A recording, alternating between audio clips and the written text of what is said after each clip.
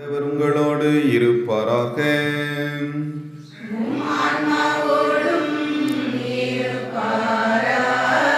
புனித மத்தேயு எழுதிய தூய நற்செய்தியிலிருந்து வாசகம்.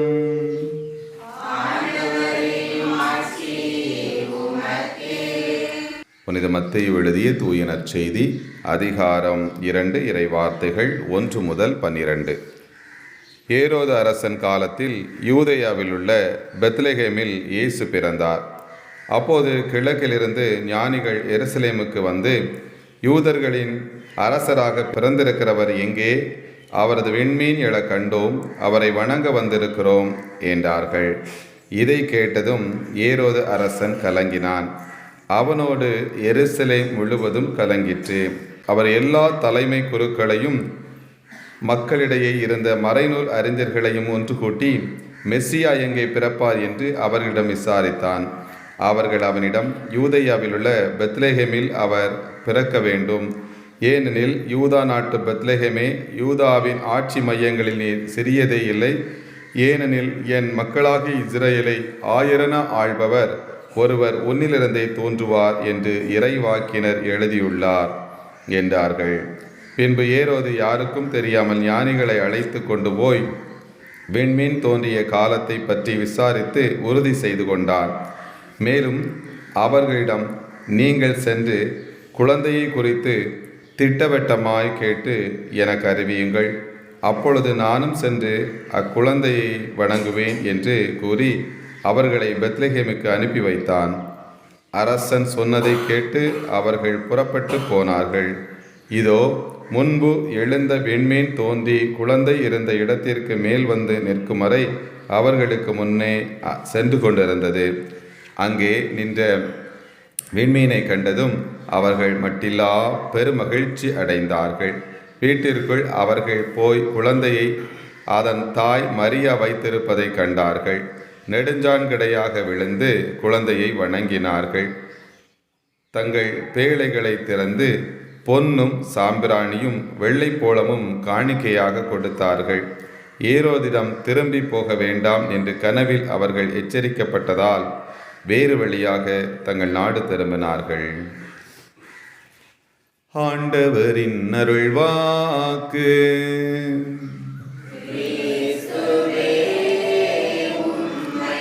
புகழ்கின்றோம்.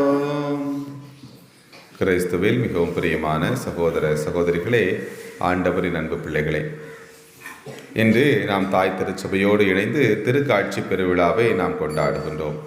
ஆண்டவர் தன்னை உலகம் முழுவதற்கும் வெளிப்படுத்திய விழா திருக்காட்சி பெருவிழாவாக அமைகின்றது. இதோ கீழ்த்திசையிலிருந்து 3 அரசர்கள் வருகிறார்கள். இவர்கள் கடவுளை தேடி வருகிறார்கள். நெடுந்தொலைவு பயணப்பட வேண்டும்.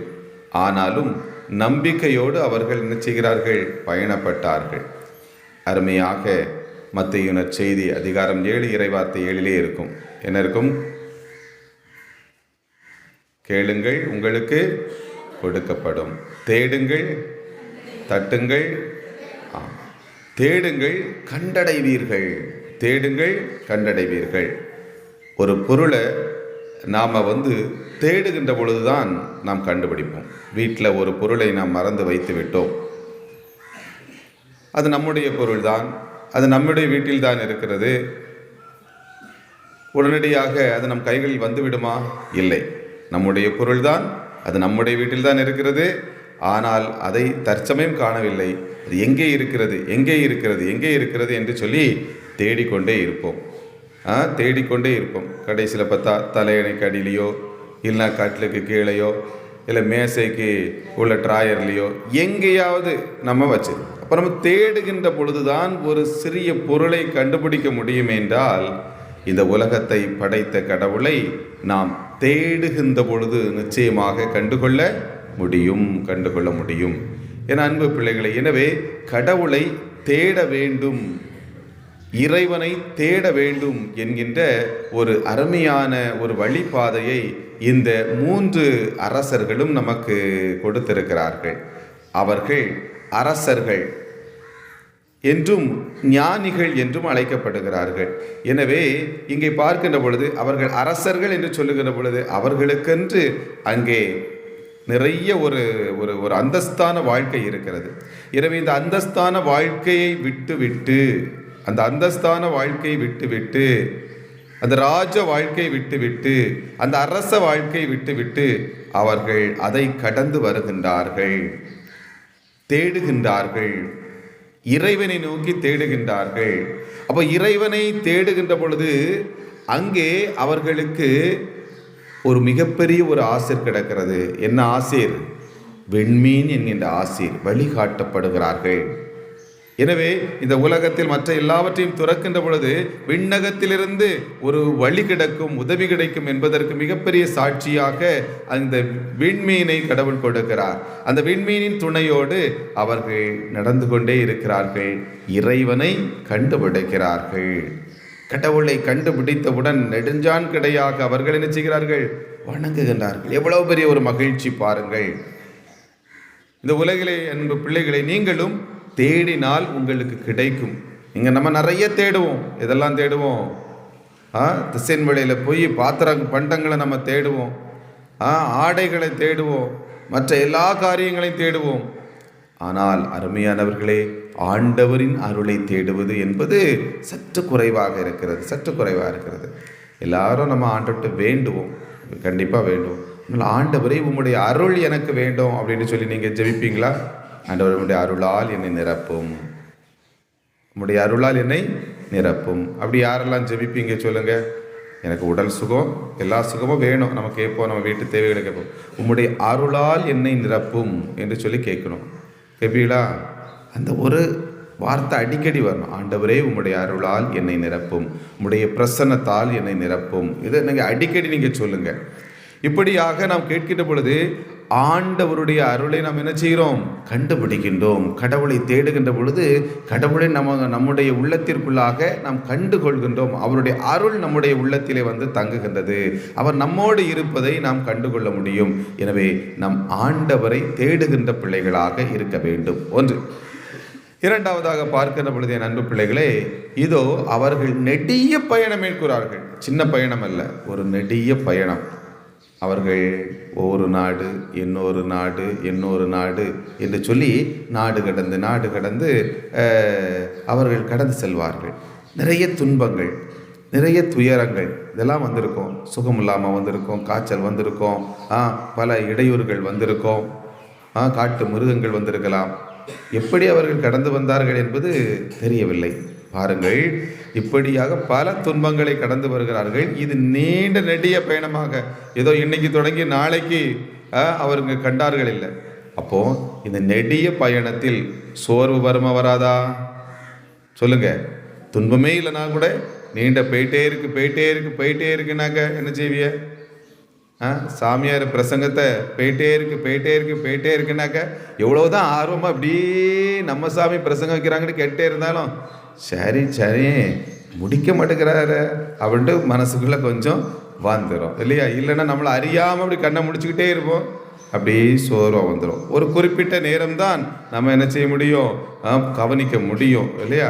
அதே போல் இது நீண்ட பயணம் போயிட்டே இருக்குன்னா யாருக்கு தான் சோர்வு வராது? எல்லாருக்கும் சோர்வு வரும். அப்போது இந்த நெடிய பயணம் சோர்வடைந்தாலும் அவர்கள் அந்த பயணத்தை விட்டுவிடவில்லை. அதே போல் இந்த வாழ்க்கை பயணம் பல நேரங்களில் வாழ்க்கை பயணம் நீண்ட நெடியது. ஏனென்றால் இந்த உலக பயணம் முடிந்து நாம் வாழ்வின் இறுதியிலே இறைவனை கண்டுகொள்கின்றோம், இறைவனை சந்திக்கின்றோம், விண்ணகத்திற்கு சென்று ஆண்டவரை முகமுகமாக தரிசிக்க இருக்கின்றோம். நெடுஞ்சான்கடையாக அவர்கள் வணங்கியது போல நாமும் ஒரு நாள் விண்ணகத்தில் சென்று நம்மை படைத்த கடவுளை முகமுகமாக தரிசிப்போம், நெடுஞ்சான்கடையாக நாம் வணங்குவோம். அது நடக்கும். ஆனால் அந்த பயணம் நீண்டது. இந்த வாழ்க்கை பயணம் நீண்டது. அப்போ நீடிய பயணத்திலே கொஞ்சம் தளர்ச்சியாக இருக்கும். ரொம்ப நாள் போகுதடா என்னடாகும்போது நம்ம பொறுமையாக என்ன செய்யணும்? நம்முடைய நம்பிக்கை விடாமல், நம்முடைய ஆன்ம பயணத்திலே தொடர்ந்து கொண்டே இருக்க வேண்டும். நீங்கள் செய்கின்ற ஜெபங்கள் குறைவுபடக்கூடாது. நீங்கள் ஜெபித்து கொண்டே இருக்க வேண்டும். ஆண்டவருக்கும் உங்களுக்குள்ளே உறவு குறையக்கூடாது, அது பெருகி கொண்டே இருக்க வேண்டும். ஆண்டவரை நீங்கள் தேடுவது எந்த விதத்திலும் குறைவுபடக்கூடாது, தளர்ச்சியிடக்கூடாது, சோர்வடையக்கூடாது. ஆண்டவரை இன்னும் இன்னும் இன்னும் அதிகமாய் தேடிக்கொண்டே இருக்க வேண்டும். 5 வயசுல எவ்வளவு தேடினீங்களோ அதை விட அதிகமாக 10 வயசுல ஆண்டவரை தேடணும். 10 வயசுல எவ்வளவு அதிகமாக தேடினீங்களோ அதை விட 20 வயசுல இன்னும் அதிகமாய் தேட வேண்டும். 20 வயசுல எவ்வளவு அதிகமாக தேடினீங்களோ அதை விட 30 வயசுல இன்னும் அதிகமாய் ஆண்டவரை தேட வேண்டும். ஆர்வம் கூடிக்கிட்டே போனோம். ஆனா இன்னைக்கு ஆர்வம் என்ன செய்துட்டு இருக்கு? குறைஞ்சிக்கிட்டே இருக்குது இல்லையா? ஆமாம், நன்மை வாங்கும்போது நம்முடைய குழந்தைகள் கையில் இருந்து எம்மா கொண்டா எம்மா கொண்டா எம்மா கொண்டா தா என்னதுட்டு நல்லா கேட்பாங்க. அதுக்கப்புறம் பாருங்க, 5ஆம் கிளாஸில் நன்மையை கொடுத்துருவோம். அவன் வருவான், கொஞ்ச நாள் வருவான். அதுக்கப்புறம் ஒரு நாள் வரமாட்டான் பூசைக்கு, அப்புறம் 2 நாள் வரமாட்டான் பூசைக்கு. அதுக்கப்புறம் இளைஞனாக வரக்கும்போது என்ன செய்வான்? எப்போவாவது வருவான். அப்புறம் என்ன வேலை அப்படின்னு சொல்லும்போது அவங்க காணாமையே போயிடறாங்க திருமணம் முடித்த பிறகு. அப்புறம் திருவிழாவுக்கு மட்டும்தான் காணாமல் போனவர்கள் கண்டுபிடிக்கப்படுவார்கள், வெள்ளையும் சுள்ளையுமாய் இல்லையா? யோசித்து பாருங்க. அப்போ இது குறைவுபடக்கூடாது.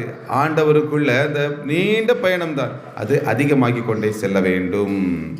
அதே போல இந்த நீண்ட பயணத்தில் துன்பம் இருக்கும், துயரம் இருக்கும், சில நேரத்தில் கடனாக இருக்கும், நோய் நொடியாக இருக்கும், வீட்டில் பிரச்சனைகளாக இருக்கும், நாம் நம்பினவங்களே நம்மளை கைவிடலாம். நிறைய சங்கடங்கள், சொந்தங்களுக்குள்ளே பிரச்சனைகள், எல்லாம் இருக்க தான் செய்யும். அதான் சொல்லியிருக்கு, வீட்டுக்கு வீடு வாசப்படி அப்படின்னா ஒரு வீட்டுக்குள்ளே எதை இருக்கும்? நிறைய காரியங்கள் இருக்கும். இடர்கள், துன்பம், துயரம் இவற்றையெல்லாம் கடந்து அவர்கள் இயேசுவை சந்தித்தார்கள். அந்த பயணம் எப்படி இருக்கிறது நமக்கு தெரியாது, அவங்களுக்கு தான் தெரியும் என்னெல்லாம் துன்பப்பட்டிருப்பாங்கன்னு. ஆனால் கடைசியில் அவர்கள் வெற்றி பெற்றார்கள். நம்ம வெற்றியை மற்றும் கொண்டாடுகிறோம். ஆனால் அவர்களுக்கு நடந்து வந்த பாதை எவ்வளவு கொடியது தெரியாது. எனவே உங்கள் பாதை மற்றவங்களுக்கு தெரியாது. உங்கள் வீட்டில் உள்ள பிரச்சனை மற்றவங்களுக்கு தெரியுமா? தெரியாது. ஆனால் உங்கள் மனதிற்குள் தான் தெரியும். வேதனைப்பட வருத்தப்படுவீர்கள் இருக்கும். ஆனால் இது இருந்தாலும் உங்களுடைய நம்பிக்கை பயணத்தை நீங்கள் விட்டு விடாதீர்கள். அது உங்களுக்கு மட்டும் இருக்கும். நம்பிக்கையோடு என்ன செய்யுங்க? பயணப்படுங்க, கடவுளை கண்டுகொள்வீர்கள். 3ஆவதாக என் அன்பு பிள்ளைகளே பாருங்கள், இந்த 3 அரசர்கள் யாரை போய் சந்திக்கிறாங்க? யாரை சந்திக்கிறாங்க? ஏரோதுவை சந்திக்கிறார்கள். பாருங்கள், ஏரோதுவை சந்திக்கிறார்கள். சந்தித்து அவர்கள் கடந்து சென்று என்ன செய்கிறாங்க? கடந்து சென்று இயேசுவை சந்தித்து விடுகிறார்கள். மீண்டும் திரும்பி அந்த மனிதனை சந்திக்காமல் என்ன செய்கிறாங்க? வேறொரு பாதையில் திரும்புகிறார்கள். நீங்கள் பாருங்க, சில உறவுகள்கிட்ட சண்டை நடந்துக்கிட்டே இருக்கும். என்ன ஆனாலும் சண்டை இருக்கும். நம்மளுக்கு கஷ்டமாக இருக்கும். உங்களுடைய வாழ்க்கையில் உறவுகள் இருக்கும். சில உறவுகள் உங்களோட ஒட்டியே போகாது. சில உறவுகள் உங்களோட ஒட்டியே போகாது. நம்மளுக்கு கஷ்டமாக இருக்கும். நம்ம தாழ்ந்து பணிந்து நம்ம பேசி பார்ப்போம், செட் ஆகாது. என்னடா இது இந்த ஒரே சண்டையாக வந்துட்டுருக்குது. சண்டையாக வந்துருக்குன்னா நீ உன்னுடைய பாதை மாற்றிப்போ. ப்ளஸ் மைனஸ் என்ன செய்யாது? ஒட்டவே ஒட்டாது. சில உறவுகளாக இருக்கலாம், அவர்களை வெறுக்க வேண்டாம். உங்களுக்கு வெறுக்க வேண்டாம். ஆனால் இந்த ஒத்து போகாது. நன்மை தீமையோட ஒத்து போமா? ஒத்து போகாது. சரியா? அப்போது உங்களுடைய எண்ணமும் அவர்களுடைய எண்ணமும் ஏதோ ஒரு விதத்தில் மாறுபட்டிருக்கு. உங்களுடைய விருப்பமான காரியங்களும் அவருடைய விருப்பமான காரியம் ஏதோ மாறுபட்டிருக்குது. நீங்கள் அமைதியாக உங்கள் வழியில் பயணிங்கள். மீண்டும் நீங்கள் நினச்ச மாதிரியே அவங்க இருக்கணும்னு நினச்சா 2 பேருக்குள்ள சண்டை வந்துட்டு தான் இருக்கும். அப்படி இல்லை. அவர்களுடைய விருப்பப்படி அவர்கள் இருந்து போகட்டும். அவர்கள் ஒரு நாள் ஞானத்தை கண்டடைவார்கள். ஆனால் நீங்கள் உங்களுடைய ஞான வழியை தேர்ந்தெடுத்து விட்டீர்கள். நீங்கள் அவங்களோட தர்க்கம் பண்ண வேண்டாம், சண்டை போட வேண்டாம், அவங்கள வெறுக்க வேண்டாம், அவங்கள தூற்ற வேண்டாம். ஆனால் கடவுள் உங்களுக்குள் காட்டிய பாதையில் நீங்கள் பயணப்பட்டு கொண்டே இருங்கள். பாருங்கள், திரும்ப கனவில் எச்சரிக்கப்பட்டு அவர்கள் ஏரோதுவை சந்திக்கவில்லை. ஏனென்றால் அவனுடைய மனது வேறு மனதாக இருந்தது. ஆண்டவரை வணங்க வேண்டும் என்று சொன்னான். ஆனால் வணங்குவதற்காக தேடவில்லை, வேறு காரியம் இருந்தது. எனவே அவனுடைய நோக்கம் வேறு காரியமாக இருந்ததால் இவர்கள் அவருடைய வாழ்க்கை பயணத்திலே அவர்கள் பயணப்பட்டார்கள். எனவே என் அன்பு பிள்ளைகளே, பல தர்க்கங்களுக்கு மத்தியில் நாம் வாழ்கின்றோம். நாம் நினைக்கிற மாதிரியே எல்லாரும் நினைக்கணும்னு நினைக்கிறது தப்பு. ஆனால் அருமையானவர்களை, நமக்கான பயணத்திலே பயணிப்போம். கடவுள் நம்மை என்ன செய்வார்? வழி நடத்துவார். அதான் அந்த நம்முடைய இப்போது நம்ம பேர் என்னது மற்ற சபையை சார்ந்த சகோதர சகோதரிகளுக்குள்ளே இருக்கும். ரொம்ப சில நேரங்களில் அவங்க பேசுவது கஷ்டமாக இருக்கும். கஷ்டப்படக்கூடாது. ஏனென்றால் இந்த ஆதியில் தோன்றிய நம்முடைய தாயாம் திருச்சபை இன்னும் இன்னும் இன்னும் எவ்வளவு துன்பங்கள் வந்தாலும், எவ்வளவு துயரங்கள் இருந்தாலும், எவ்வளவு வேதனைகள் வருத்தங்கள் இருந்தாலும் இன்னும் அது இது உடைவிடாமல் ஒரே கப்பலாக, பெரிய கப்பலாக அது இன்றும் பயணித்து கொண்டே இருக்கிறது. எவ்வளோ பெரிய அடையாளம் இல்லையா?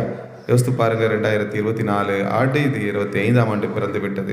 ஆனால் இன்று மற்ற சகோதர சகோதரிகள் அவர்கள் மாதாவை இன்னும் அண்மையில் கூட சொல்லும்போது, மாதாவை நீங்கள் வணங்கக்கூடாது, சிலைகளுக்கு நீங்கள் வழிபாடு செய்கிறீர்கள் என்று சொல்லி கத்தோலிக்க பிள்ளைகளை, அது அவங்க நிறுவனங்களில் வேலை பார்க்கும்போது கத்தோலிக்க பிள்ளைகளை அவர்கள் கட்டாயப்படுத்துவதும், கடவுள் கட்டாயப்படுத்துவதில்லை, கடவுள் கட்டாயப்படுத்துவதில்லை, அவர் அன்பானவர் அப்படி சொல்லும்போது நம்மளுக்கு கஷ்டமாக இருக்குது. அப்படி அல்ல, நம்ம அதை பற்றி வெறுக்க வேண்டாம், அவர்களை வெறுக்க வேண்டாம். ஆனால் இந்த தாயாம் திருச்சபையில் இருக்கக்கூடிய இரத்தினத்தை நீங்கள் கண்டுகொள்ளுங்கள். ஆண்டவர் இயேசு இருக்காரா இல்லையா? கத்தோலிக்க திருச்சபையில் இருக்காரா இல்லையா? தடைகளை தாண்டி நீங்கள் கண்டுபிடித்தால் அவர் எங்கே நெடுஞ்சான்கடையாக வணங்கலாம். இருக்கிறார். ஆனால் பல தடைகள் இருக்கும். நீங்கள் தடைகள் எல்லாம் சிலை வழிபாடும்பாங்க, அப்படிம்பாங்க, இப்படிம்பாங்க, வில்ல மாதிரி வந்து நிற்பாங்க, ஏரோது மாதிரி வந்து நிற்பாங்க. அவங்களுடைய மனசே வேறு, உங்களெல்லாம் பிடிச்சிட்டு போகிற மாதிரி நினச்சிட்டு வந்து நிற்கலாம். ஆனால் அருமையானவர்களை, எப்படிப்பட்ட இடையூறு வந்தாலும் கவலைப்படாதீர்கள், நீங்கள் கடந்து செல்லுங்கள்.